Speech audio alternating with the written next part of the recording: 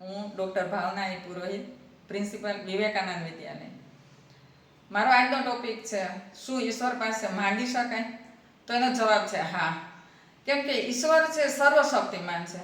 આપણે હંમેશા દરરોજ સવારે પૂજાપાઠ કરીએ છીએ, મંદિરે જઈએ છીએ અને સાંજે પણ જઈએ છીએ, ત્યારે માનવ સહજ વૃત્તિથી કંઈક ને કંઈક ઈશ્વર પાસે માંગીએ છીએ.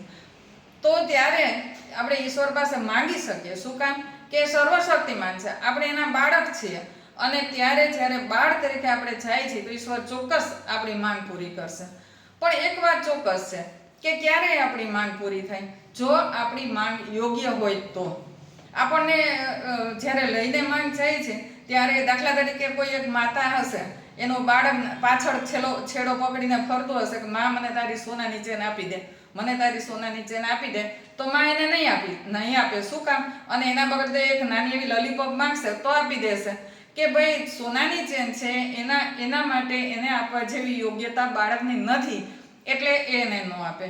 એવી જ રીતે ઈશ્વર પાસે આપણે જ્યારે કે એવી કોઈ માંગ લઈને જાય કે ભાઈ ભૌતિક સુખ સુવિધાઓ છે, કંઈક સાંસારિક સુખો છે, આવું તો આપણે ઘણા બધી આપણી અપેક્ષાઓનો કંઈ અંત જ નથી. અને એ અપેક્ષાઓ જ્યારે ઈશ્વર પાસે રજૂ કરીએ તો ત્યારે ઈશ્વર પણ મનમાં મલકાય છે કે આ શું, મેં તો તને બધું આપી દીધું છે, તારા કર્મના ફળ સ્વરૂપે અને સાથે સાથે તારું પરિશ્રમના ફળ સ્વરૂપે, મહેનતના ફળ સ્વરૂપે તને મેં ઘણું આપ્યું છે, પણ તારે માત્ર જરૂર છે તો સંતોષની છે.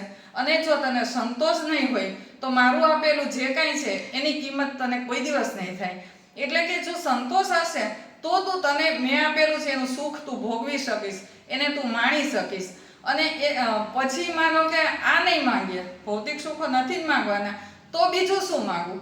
તો એ માંગવાનું છે ઈશ્વર પાસે કે હે ઈશ્વર, મને તું એવું હૃદય કોમળ આપ કે જ્યારે હું બીજાના દુઃખને સમજી શકું, એના દુઃખ દૂર કરવા માટે હું હંમેશા પ્રયત્નશીલ રહું. મને એવો કોમળ હૃદય આપ કે જ્યારે હું પરોપકારની ભાવના મારામાં ભારોભાર ભરેલી રહે અને બીજાના સુખે સુખી અને બીજાના દુઃખે દુઃખી હું થઈ શકું.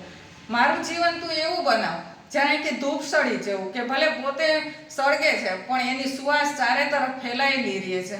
એવું મારું જીવન તું બનાવ કે જેથી કરીને મને પણ ગર્વ થાય કે હું તારી પાસે શું માંગુ છું. એના ઉપરાંત મને એવું પણ તું મને આપ કે મારું જીવન ફૂલો જેવું સુગંધિત બને, કે જેની સુવાસ ચારે તરફ ફેલાયેલી રહે અને એક ફૂલ છે ખીલે ને તરત જ જ્યારે માળી એને કાપી લે છે તો હસતા હસતા સમર્પિત થઈ જાય છે અને ઈશ્વર ચરણે ધરાય છે.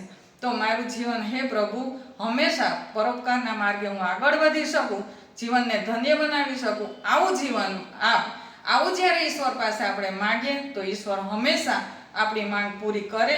અને એ જ્યારે આપણી માંગ પૂરી થઈ જાય તો જીવનનું દરેક સુખ આપણને આપોઆપ મળી જાય છે, એમાં શંકાને સ્થાન નથી. એના માટે એક સરસ પંક્તિ છે કે મરું પણ માંગુ નહીં, અપને તન કે કાજ, પરમારથ કે કારણે મુજે માંગત ના આવેલા જ. અસ્તુ છે.